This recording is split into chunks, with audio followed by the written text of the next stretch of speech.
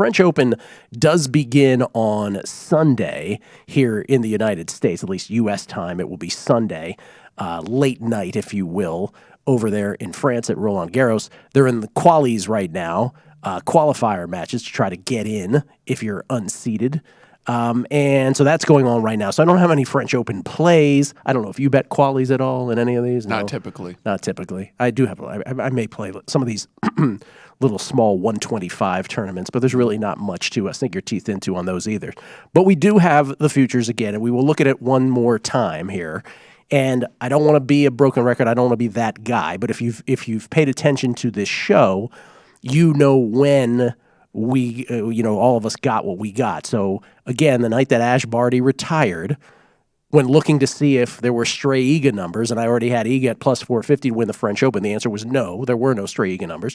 I did see stray Carlos Alcaraz numbers. Got him at 11-1 the night that Ash Barty retired from tennis.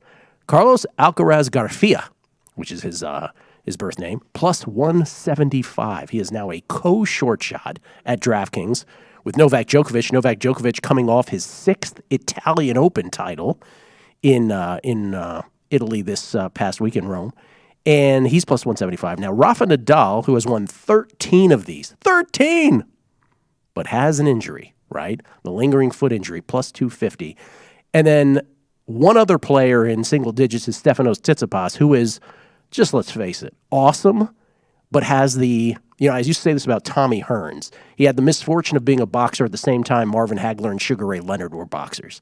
And I just kind of feel this way about Tsitsipas, right? You're just born at the wrong time. So does he have a chance? I'm going to say no. Everybody else is double digits. Everybody else. Where do you stand on this right now? Well, like I said, I don't have near as good a number as you. I have Alcaraz as well.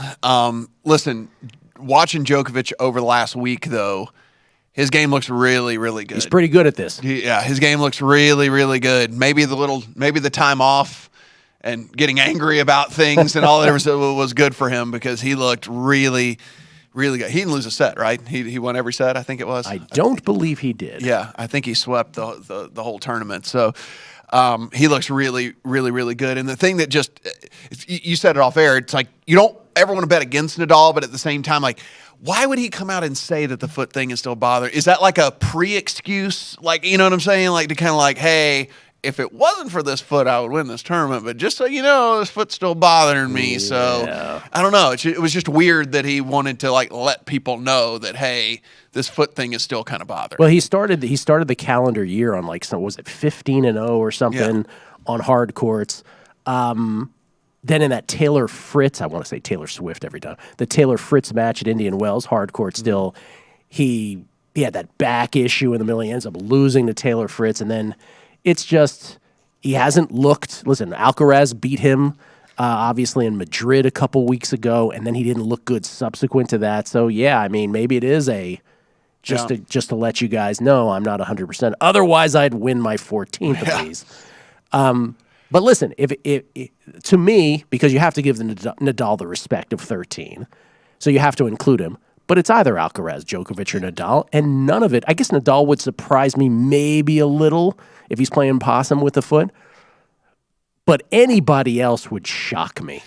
Especially on clay, right? It's just because it's just so consistent. Yes. Like, it's just so consistent. I mean, it's such a grind, and these guys that are good on clay, it just is, it carries. It just goes year to year to year to year to year, and so that's why when Gil's sitting here pointing at these other numbers, and you just kind of like, yeah, I get it. You see a name like team at 40-1. You see these guys that you know of their name, and like you see these huge numbers next to them, and it's just because it doesn't carry over, man. And these guys that are so good on it, it just does. If Team hadn't stopped playing tennis, right, and with injuries, and was still Dominic Thiem, that would be an insane price. Yeah. But he did, and he's not the Dominic Thiem of old. One is major at the U.S. Open, and who knows if he'll ever win another one. So, question for you guys, I guess. So when the draw comes out, right, you're going to have two of these three guys on one side, one left alone on the other. Yeah. How much will the prices change?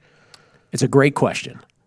They will change incrementally, right? So it won't be like some massive move. But yes, the person who is clear of the other two, we'll inevitably see a bump. Like you were just asking off air, hey, these numbers moved. Well, the numbers moved for the couple reasons we said off air. One, Joker won the Italian Open, right? I was like, Gil, when did the draw come out? Because Djokovic and Nadal flipped. not And then till you Thursday. guys were like, yeah, Nadal got hurt and Djokovic just won. I was like, okay, that makes more sense. Yeah, and Alcaraz won the week before and sat out this tournament. So will it move on the draw? Yeah, a little bit, but it's those three guys still. Right. I guess my point is, though, so for like if the longer shot, which right now would be Nadal, if you had interest in betting Nadal, shouldn't you not maybe bet some of that pre-draw and then some of it after the draw?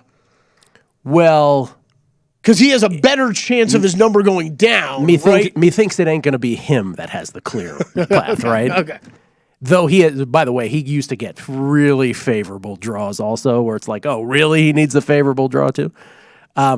It's going to be awesome, no matter what. But I think the only thing, like you're saying, as far as like winners for sure, and I think the only thing I would say is at least we saw with some of these other tournaments, DraftKings gets pretty interesting with some of these markets that they put out. Like, if you want to, I would bet Tsitsipas to go deep into this tournament, just not win it, right? I mean, if they put like to reach X round or whatever to win their quarter, or whatever, or something like that. Look at to win quarter draws. That is actually a great way of betting these. If we flip to the women's side, there's a prop in some spots. Will Iga drop a set? So, listen, I've said on air, I don't know if I've said it on primetime, but I've said it on a numbers game where I said she will win double-digit majors because I think she'll win a ton of French Opens. And then I said she will be the greatest women's player of all time. And I do not believe that to be hyperbole. She is showing that already. She has won 28 consecutive matches, and yes, this is her surface.